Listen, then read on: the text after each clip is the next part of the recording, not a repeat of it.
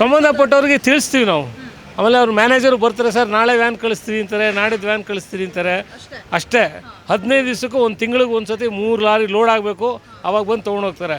ಆ ಗಾಳಿಗೆ ಎಲ್ಲ ಮನೆ ಒಳಗಡೆಗೆಲ್ಲ ಬಂದ್ಬಿಡುತ್ತೆ. ಒಳ್ಳೆ ಕುಡಿಯೋ ನೀರು ಸಿಗ್ತಾ ಇಲ್ಲ. ನಮ್ಮ ಬಸ್ಸು ಡಿಪೋಯಿಂದ ಇಲ್ಲಿಗೆ ಹೋಗ್ಬೇಕಾದ್ರೆ ಇಲ್ಲಿಗೆ ಬಸ್ಸೇ ಇಲ್ಲ, ಆಟೋನೇ ವೇಟ್ ಮಾಡಬೇಕು. ಆಟೋ ಪ್ರತಿ ಒಂದು ಮೀಟ್ರ್ ಮೇಲೆ 10 ರೂಪಾಯಿ 20 ರೂಪಾಯಿ ಕೇಳ್ತಾರೆ. ಸೀನಿಯರ್ಸ್ಗಂತೂ ಭಾಳ ತೊಂದರೆ ಈ ಏರಿಯಾದಲ್ಲಿ ಓಡಾಡೋದು ಕಷ್ಟನೇ. ನಗರದಲ್ಲಿ ಅಂತ ಹೇಳ್ತಾರೆ, ಭಾಳ ಅನುಕೂಲ ಇದೆ ಹಾಗೆ ಹೀಗೆ ಅಂತ ಹೇಳ್ತಾರೆ, ಅದೆಲ್ಲ ಸುಳ್ಳೋದು. ಕಸ ಗುಡಿಸೋರು ಬರೋಲ್ಲ, 3 ದಿವಸಕ್ಕೆ 4 ದಿವಸಕ್ಕೆ ಒಂದು ಸತಿ ಬರ್ತಾರೆ. ಅವರು ಮೂಲೆಯಲ್ಲಿ ತಳ್ಳಿಬಿಟ್ಟು ಹೊಟ್ಟೋಗ್ತಾರೆ, ಎತ್ತಾಕಲ್ಲ, ನಿರ್ಲಕ್ಷ್ಯ ಇದೆ.